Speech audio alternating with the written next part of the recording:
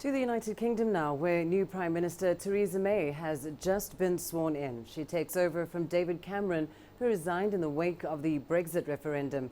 May is only the second woman after Margaret Thatcher to take up residence at number 10 Downing Street. Our correspondent Richard Bestic takes a look at her political career. Morning, Mrs. May.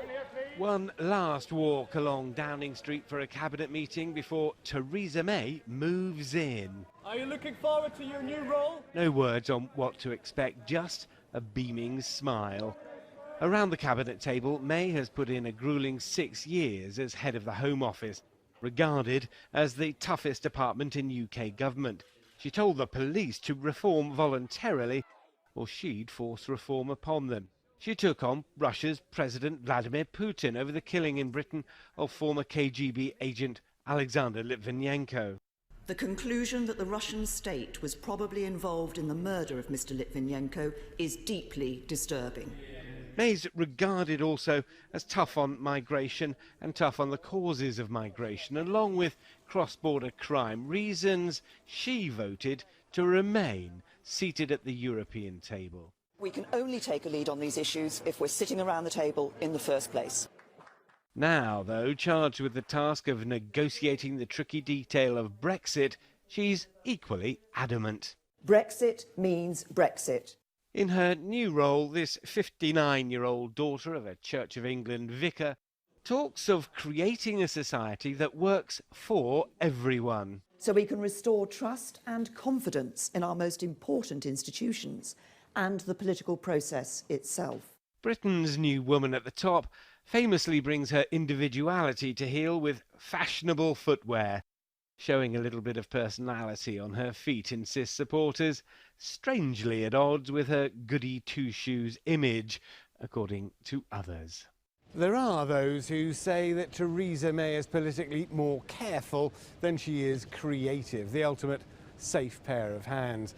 But as Britain heads off into its post-Brexit unknown, perhaps caution could have a very distinct appeal. Richard Bestic, CCTV, Downing Street, London. Well, let's get you some perspective on that now. I'm joined from Abuja by Chikanwazuzu, a political affairs analyst. Thank you so much for joining us. Now, of course, Theresa May is officially the new Prime Minister of the UK. Looking at her political track record, what can we expect with regards to her policies towards Africa? Well, thank you very much, and I congratulate Theresa May. I'm not expecting so much because Theresa May has been the Home Secretary, and then her policies on immigration hasn't been that one that has favored us.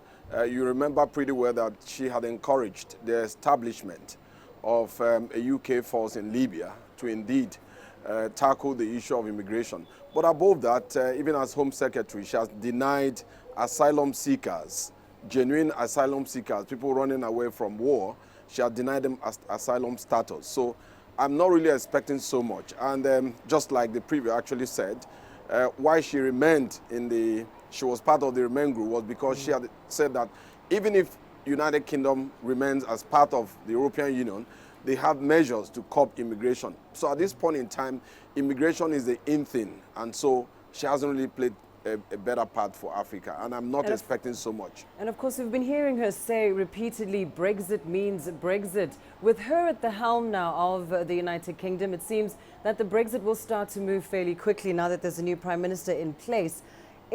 Should African countries be paying attention to how she manages the Brexit process?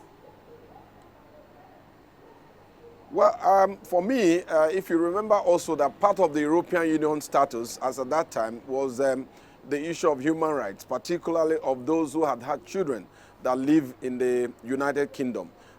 Theresa May, as a matter of fact, has believed and said that Brexit means Brexit. So Africans are looking so much, and for me, like I said earlier, I might not expect so much. I might not be so optimistic because she wasn't really well known in terms of her. One hasn't heard so much of her foreign policies.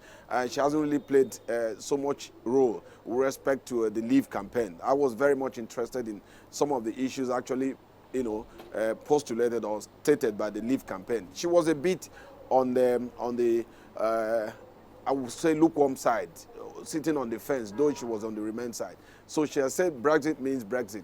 Africans, as a matter of fact, like I said earlier, we're looking at the issue of migration. We're also looking at so many other things that will come after she has appointed her Brexit minister. All right, we'll have to leave it there, but thank you very much for that analysis. Chika Nwazuzu saying that Africa will be looking at immigration policies now that Theresa May has been officially named as the Prime Minister of the UK.